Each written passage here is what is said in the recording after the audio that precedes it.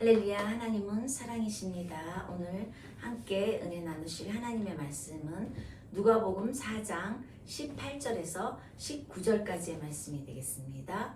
누가복음 4장 18절에서 19절까지의 말씀입니다. 제가 봉독하겠습니다. 주의 성령이 내게 임하셨으니 이는 가난한 자에게 복음을 전하게 하시려고 내게 기름을 부으시고 나를 보내사 포로된 자에게 자유를 눈먼 자에게 다시 보게 함을 전파하며 눌린 자를 자유롭게 하고 주의 은혜의 해를 전파하게 하려 하심이라 하였더라. 이 말씀을 가지고 은혜, 한없는 은혜라는 제목으로 함께 은혜 나누기를 원합니다. 제가 아는 중보 기도 모임이 있습니다. 그 중보 기도 모임에 약 10명 정도 멤버가 있는데 이번 달에는 이렇게 은혜로운 모임을 갖고 마지막에 그 찬양으로 은혜라는 찬양을 했습니다. 그랬더니 어떤 자매가 매우 이 은혜의 찬송에 감동을 받고 마치 자기 자신에게 주어진 찬양이다 라고 고백하는 그런 시간이 있었습니다. 그런 이야기를 듣고 저도 잠시 생각했습니다. 매일매일 하나님 은혜 가운데 사는데 제가 어느 날 기도를 할 때 하나님 그리스도를 전파하는데 왜 이렇게 힘이 듭니까? 라고 이렇게 쭉 기도를 해왔어요. 근데 오늘 아침에 지인이 보내주는 SNS로 잠깐 보내주는 짧은 기도문, 그것이 뭐냐면 하나님과 함께하는 출근길 365일이라는 제목으로 2026년 4월 19일 날짜로 보내준 그 내용이 무엇이냐면 흠 많은 환경에 핑계대지 않게 하소서. 내 눈에는 어렵고 답답한 일들이 많아 보이지만 그보다 더 많았던 하나님의 은혜와 좋은 일들로 감사하는 하루가 되게 하소서. 이런 기도의 내용이었습니다. 그래서 오늘 매우 이렇게 감동을 받았습니다. 우리가 이 은혜라고 하면은 매일 가운데 은혜라는 말을 너무 이 아름다운 말, 은혜로운 말이기 때문에 이 단어를 모두 다 좋아해요. 그래서 이름을 지을 때도 주은혜, 김은혜, 이은혜 이런 이름도 많고, 일본도 이 은혜라는 말의 이름이 메금이라는 말을 쓰는데 이 메금이라는 여자아이의 이름이 굉장히 몇만 명이 된다고 해요. 그리고 남자애들도 이 은혜의 해자를 써서 용기의 용자 용해라는 말을 쓰거나 굉장히 친절한 남자다라고 해서 개스케 이런 은혜의 남자라다 이런 이름을 붙이기도 합니다. 그러면 우리가 이 은혜라는 먼저 사전적인 의미가 사전에서 찾아보면 사람이나 신이 어떤 사람에게 베푸는 도움이나 고마운 일 또는 은공, 은덕, 해은 이렇게 기록이 되어 있습니다. 우리 성경에는 이 은혜를 어떻게 기록하냐?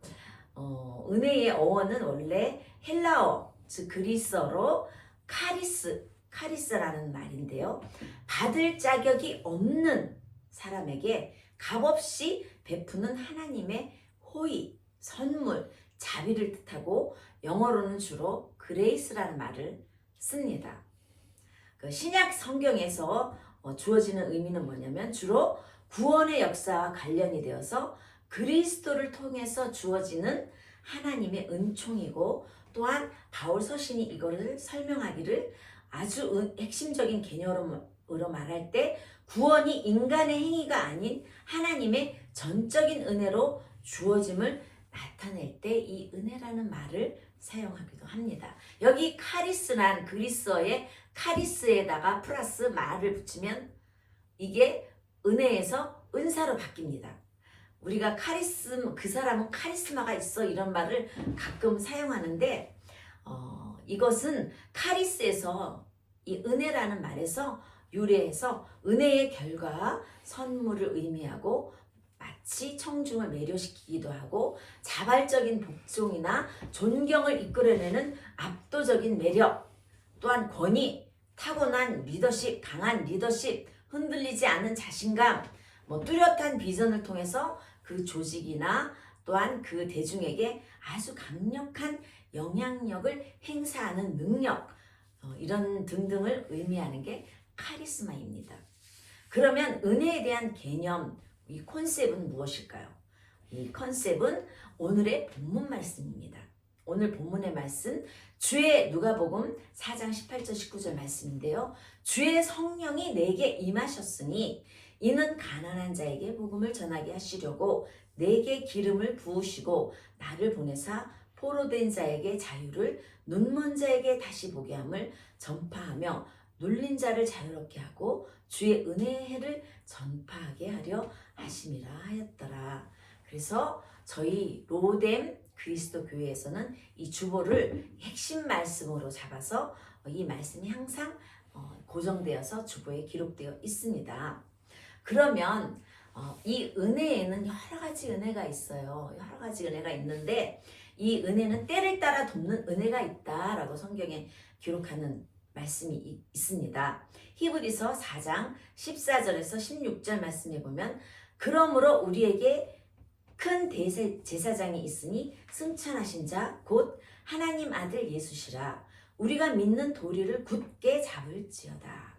우리에게 있는 대제사장은 우리의 연약함을 체휼하지 아니하는 자가 아니요 모든 일에 우리와 한결같이 시험을 받은 자로되 죄는 없으시니라. 그러므로 우리가 긍휼하심을 받고 때를 따라 돕는 은혜를 얻기 위하여 은혜의 보좌 앞에 담대히 나아갈 것이니라 라고 기록하고 있습니다. 때를 따라 항상 그때그때 상황에 따라 주시는 은혜로운 이 상황이죠. 이사야서에 기록된 바 49장 8절에 보면 여호와께서 또 가라사대 은혜의 때에 내가 너에게 응답하였고 구원의 날에 내가 너를 도왔도다. 내가 장차 너를 보호하여 너로 백성의 언약을 삼으며 나라를 일으켜 그들로 그 황무하였던 땅을 기업으로 상속케 하리라. 고린도 후서에도 기록되어 있습니다. 6장 2절에 가라사대 내가 은혜 베풀 때에 너를 듣고 구원의 날에 너를 도왔다 하셨으니 보라 지금은 은혜 받을 만한 때요 보라 지금은 구원의 날이로다 라고 기록하고 있습니다. 그러면 또 우리가 은혜에도 여러 가지 이 종류가 있다고 그랬는데요. 이렇게 때를 따라 돕는 은혜가 있으면 또한 예기치 않은 하나님의 은혜가 있습니다. 그래서 예기치 않게 본인이 선자리에 대신 갔는데 그 선자리에서 좋은 사람을 만나서 또한 결혼 생활을 해서 아름답게 잘 살고 있다라는 스토리도 있고 또한 하나님이 곁에 계신 은혜가 있습니다. 늘 우리가 임마누엘 하나님이라고 이야기하기도 하는데 이 항상 하나님이 우리가 예배 드릴 때 살아계신 하나님을 만나기를 소망하죠. 말씀에 귀를 기울이고 기도와 찬양을 하고 또 몸으로 헌신하고 가진 재물을 드려 기여하기도 하고 또한 재능을 사용해서 유익을 주는 경우도 있습니다. 그래서 함께 예배하고 헌신하는 삶을 살게 되는데요. 하나님은 늘 옆에 계신 그러한 하나님이십니다. 이러한 은혜가 있습니다. 또한 은혜의 자리, 우리가 모든 것이 다 그냥 기도할 때 하나님 저에게 주시옵소서 해서 다 주는 것이 은혜가 아닙니다. 때로는 우리에게 노라고 응답하는 은혜가 있습니다. 이러한 이야기가 있는데요. 오늘 주보에 실은 건데 구하는 것은 무엇이든 다 얻을 수 있다면 얼마나 행복할까요? 그리스 신화의 미다스, 이 미다스는 그러한 행운을 잡았습니다. 그래서 술의 신 디오니소스는 무슨 소원이든 이루어 주겠다고 약속을 했습니다. 그래서 무엇을 구했을까요? 미다스는 이렇게 구했어요. 내가 이 손이 닿는 것마다 다 황금으로 되게 해달라고 그렇게 구했어요. 그래서 그가 많으면 마차도 황금으로 되고 가구도 황금으로 되고 얼마나 신이 나요. 완전히 나는 부자가 된 것 같겠죠. 그러나 그가 사랑하는 딸을 안았을 때 어떻게 됐을까요? 그것이 행운이었을까요? 저주가 됐을까요? 그 사랑하는 딸도 금이 되어버렸습니다. 그래서 돌이킬 수 없는 저주가 되었어요. 그리고 성경의 산상수훈에 보면 예수님은 구하면 하나님께서 주실 것이요 찾으면 찾을 것이요 문을 두드리면 열어줄 것이라고 말씀하셨습니다. 그러면 이 말씀은 우리가 하나님 앞에 구하면 뭐든지 다 주신다는 약속이 아닙니다. 뱀을 달라고 해갖고 막 떼를 쓰는 아이에게 뱀을 탁 던져줄 수가 있으니까 위험한 일이죠. 그렇기 때문에 우리는 하나님께서 우리에게 좋은 것으로 주시기를 원하시는 분입니다. 그래서 하나님은 좋지 않은 것, 그 사람에게 해가 되는 것은 때때로 거절하시는 그러한 것입니다. 그래서 성경에 보면 사도 바울 선생님이 자기 몸의 가시를 없애달라고 3번이나 간청을 했어요. 그 가시가 뭘까요? 뭔가 고칠 수 없는 병이었을 수도 있고, 또한 그가 다메섹 도상에서 이 눈이 안 보여졌을 때가 있었고, 아니면 그게 눈이 안 지렸을 거나 아니면 또한 전설에 따르면 간질병이었지 않았나라고 그런 기록이 있습니다. 그런데 하나님께서는 뭐라 그랬어요? 내 은혜가 내게 족하다. 내 능력은 약한 데서 완전하게 된다. 거절하실 때에도 하나님은 우리에게 그 은혜가 차고 넘칩니다. 그렇기 때문에 이 사도 바울 선생님이 사도 중에서 맨 마지막에 뽑힌 사도인데 가장 많은 성경책을 기록하고 가장 많은 활동을 했다라고 기록이 있습니다. 우리가 또한 은혜의 자리에 나아가야 되겠죠. 이 은혜의 자리에 나간다는 뜻은 번영하는 도시, 몰락하는 도시라는 책이 있는데 새로운 기회를 만드는지를 다룬 책이에요. 어떻게 위기를 극복하고 새로운 기회를 만들 수 있는가. 아무리 좋은 자리라도 우리에게 영원한 자리는 있을 수가 없다. 그런 내용인데요. 잠깐의 휴식을 위한 자리일 뿐이다. 우리가 있는 곳은. 그래서 우리가 있어야 할 자리, 우리가 사모해야 할 자리는, 우리가 찾아야 할 자리는 어디일까요? 그것은 은혜의 자리이다 라고 기록하고 있습니다. 하나님이 거하시는 자리, 하나님의 말씀이 선포되는 자리, 찬양과 기도가 넘치는 자리, 곧 이 시간 예배드리는 자리가 곧 우리 은혜의 자리입니다. 그래서 우리 하나님의 자녀들이 있어야 할 곳 바로 은혜의 자리라는 그러한 말씀을 하고 있습니다. 그러면 우리가 이 모든 것이 덤으로 받는 은혜도 있고 또한 우리가 기다려서 정말 하나님이 이 재림의 날이 언제 올지는 우리는 알지 못하지만 그 기다림도 있고 또한 누구의 은혜를 따라서 우리가 덩달아서 업혀가는 은혜도 있습니다. 그러면 이러한 은혜를 받는 비결이 무엇일까요? 이러한 은혜를 받는 비결이 있습니다. 하나님은 어떠한 사람에게 은혜를 주실까요? 하나님은 겸손한 사람에게 은혜를 주십니다. 야고보서 4장 6절에 보면 그러나 더욱 큰 은혜를 주시나니 그러므로 일러스되 하나님이 교만한 자를 물리치시고 겸손한 자에게 은혜를 주신다 하였느니라 라고 기록하고 있습니다.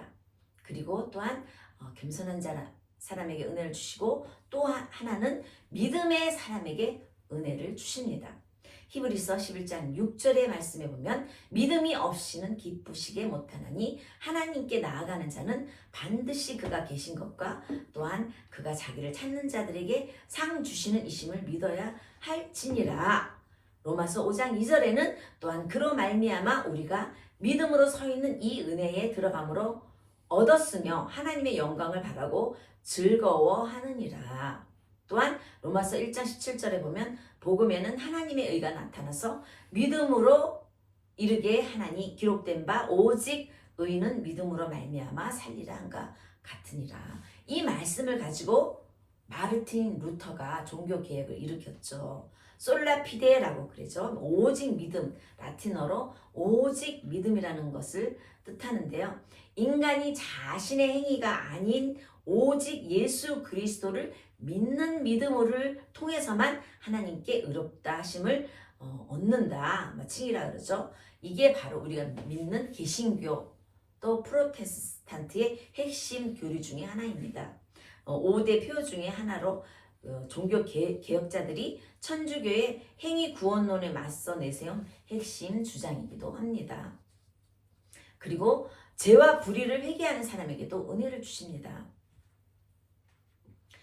존 뉴턴이 여러분 잘 아는 존 뉴턴 목사님이 계십니다. 존 뉴턴은 원래 잔인하고 야비한 노예 무역상이었어요. 그래서 그는 무자비하게 수많은 노예를 아프리카에 사서 노예선에서 태워서 영국에 팔아넘겼어요. 그러던 지금 얘기하면 참 인신매매라 그러죠. 영국에 팔아넘겼는데 그러한 그가 성경의 요나처럼 풍랑을 만나가지고 물에 빠져 죽게 된 상황에서 하나님을 만나게 됐습니다. 그런 후에 그러한 좋지 않은 직업을 버리고 목사가 되었습니다. 그리고 윌리엄 윌버포스라는 사람과 함께 노예제도 폐지를 위해서 앞장섰습니다. 그는 평생 자기 같은 죄인을 살려주신 하나님의 은혜를 잊을 수 없었던 것입니다. 그래서 찬송가 305장에 보면 나 같은 죄인 살리신 주은의 놀라와 Amazing Grace, 이 믿지 않는 사람도 이 Amazing Grace 찬송가는 꽤 많이 잘 알려져 있기 때문에 잘 알고 계세요. 그 나 같은 죄인 살리신 주 은혜 놀라와 잃었던 생명 찾았고 광명을 얻었네. 참 이 찬송가를 은혜롭게 부르시는 어떤 찬양 CCM 찬양가의 이 찬송을 들으면 그냥 감동이 옵니다. 이제껏 내가 산 것도 주님의 은혜. 오늘 제목이 한없는 은혜인데 이 한없는 은혜를 깨달은 사람이 있습니다. 이 한없는 은혜를 깨달은 사람은 어떠한 생활을 할까요? 하나님의 계명을 잘 지킬 수가 있습니다. 이 하나님의 계명을 잘 지키는 자, 순종하는 자에게도 은혜를 베푸시는데 요한일서 3장 21절에서 24절까지 말씀해 보면 사랑하는 자들아 만일 우리 마음이 우리를 책망할 것이 없으면 하나님 앞에서 담대함을 얻고 무엇이든지 구하는 바를 그에게 받나니 이는 우리가 그의 계명들을 지키고 그 앞에서 기뻐하시는 것을 행함이라. 그의 계명은 이것이니 곧 그 아들 예수 그리스도의 이름을 믿고 그가 우리에게 주신 계명대로 서로 사랑할 것이니라. 그의 계명들을 지키는 자는 주 안에 거하고 주는 저 안에 거하시나니 우리에게 주신 성령으로 말미암아 그가 우리 안에 거하시는 줄을 우리가 아느니라. 참 이렇게 하나님 은혜를 받은 사람은 십계명도 잘 지켜요. 즉 하나님을 사랑하고 또 내 이웃을 사랑하라 라는 계명을 잘 지킨다라는 것입니다. 또한 어떤 사람에게 또 은혜를 베푸시냐? 하나님은 어떤 형편에도 자족하는 사람에게 은혜를 베푸십니다. 우리가 여러 가지 형편에 처하게 돼요.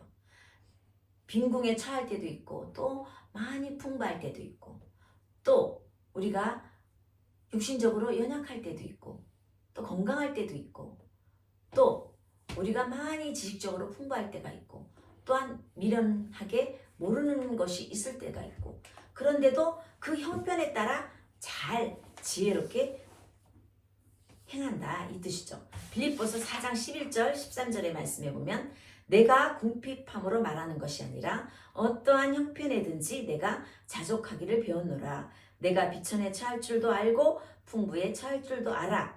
모든 일에 배부르며 배고픔과 풍부와 궁핍에도 일체의 비결을 배웠노라. 내게 능력 주시는 자 안에서 내가 모든 것을 할 수 있느니라. 하나님께서 우리에게 능력을 주셨기 때문에 능력을 주신 분이 누구예요? 우리 삼위일체의 하나님이시죠.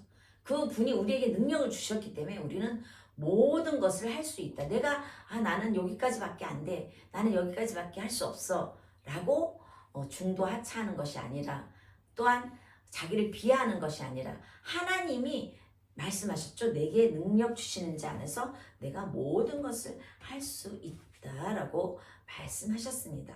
그리고 또 하나님은 어떤 이에게 은혜를 주실까요? 하나님은 사명을 따라 살아갈 때 감당할 수 있는 은혜를 주십니다. 고린도전서 3장 9절에 보면 우리는 하나님의 동역자들이요 너희는 하나님의 발이요 하나님의 집이니라 그랬어요. 즉 이 뜻은 무엇이냐면 우리 모두는 한 사람 한 사람 하나님의 일꾼입니다. 그래서 사명자로 뽑았습니다. 이거를 하나님의 컬링이라 그러죠.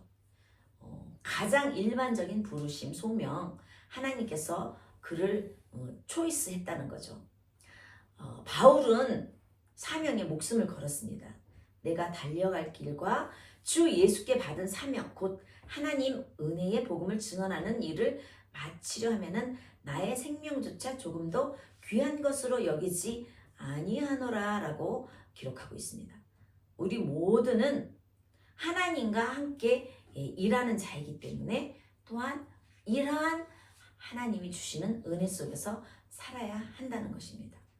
그리고 또한 은혜는 어떻게 주어집니까? 구해야 되겠죠. 하나님께 구해야죠. 은혜를 베풀어 주세요. 엘리야의 제자 엘리사가 이 스승인 엘리야에게 영감을 갑절로 달라라는 구하는 장면이 열왕기하 2장 1절에서 14절에 기록이 있습니다. 이 엘리사는 스승 엘리야에게 영감의 그러한 하나님 영감이라는 뭐예요? 성령의 능력이죠. 하나님의 임재하심 그런 것을 갑절로 간구하여서 받아서 이 이스라엘의 그러한 영적인 혼란한 그런 상황 속에서 이 엘리야보다 더 많은 기적을 행했어요. 어떤 기적을 행했냐? 이 기름병을 채운 기적, 수넴 여인의 아들을 살린 기적, 나아만의 문둥병을 치료한 기적 등등 이런 하나님의 능력을 증거한 선지자예요. 그리고 엘리야를 끝까지 쫓아서 불말과 병거 승천을 목격한 자예요. 그래서 이 능력을 어떻게 해요? 계승했죠. 그래서 우리가 그는 왜 갑절의 영감을 구했을까요? 스승보다 훌륭한 사람이 되고 싶어서 그랬을까요? 그렇지 않습니다. 엘리사는 자기 자신의 연약함을 잘 알아요. 그래서 자기 힘으로는 이 혼탁한 이스라엘에서 사역을 할 수 없음을 깨닫고 오직 하나님의 능력을 구한 것이었어요.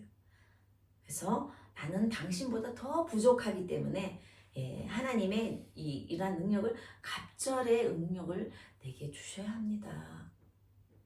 이렇게 구했습니다. 이렇게 구하는 사람에게 은혜가 베풀어진다라는 것이죠. 그래서 이 사역의 결과가 어떻게 됐습니까? 엘리야보다 더 많은 기적을 행했죠. 이것은 그 엘리야의 연약함을 알고 하나님의 도우심을 간절히 구했다는 것이죠. 여러분도 하나님 앞에 하나님의 은혜, 어떠한 상황에 있을 때 하나님의 은혜를 간절히 구해야 하나님에게서로부터 은혜를 받습니다.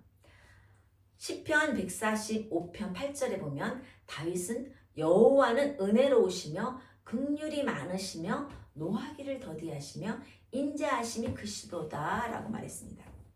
우리가 믿고 따르는 하나님은 은혜로우신 분이시죠. 긍휼이 많으신 분이시죠. 노하기를 더디하시는 분이시죠. 인자하심이 크신 분이시죠. 그러한 하나님을 우리가 살아 역사하신 하나님을 경험할 때, 체험할 때 기쁨과 즐거움을 누릴 수가 있습니다. 우리가 하나님의 놀라우신 은혜는 가장 큰 것이 있습니다. 바로 하나님의 아들이신 예수님께서 이 땅에 오신 성육신 사건이죠. 요한복음 1장 14절에 보면 말씀이 육신이 되어 우리 가운데 거하심에 우리가 그의 영광을 보니 아버지 독생자의 영광이요 은혜와 진리가 충만하더라 라고 기록하고 있습니다. 하늘의 보좌를 버리시고 육신의 몸을 입고 이 땅에 오신 예수 그리스도 자신이 바로 은혜와 진리의 본체가 되는 것입니다. 그래서 사도 요한은 율법은 모세로 말미암아 주어진 것이라고 그랬어요.